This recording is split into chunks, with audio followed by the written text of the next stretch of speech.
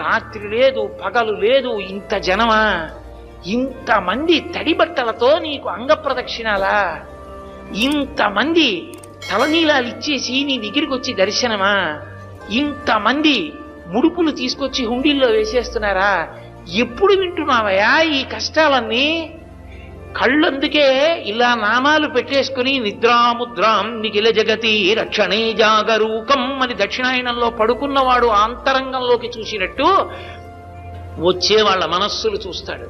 వ్యాసుడు అందుకే ఓ మాట అన్నాడు, వెంకటాచల క్షేత్రంలో వెంకటేశ్వర స్వామి వారి ముఖమండలం బహుప్రసన్నంగా ఉంటుంది. ఒక్కొక్క రోజున ఎంతో సంతోషంగా ఉంటుంది. అర్థం ఏమిటో తెలుసా?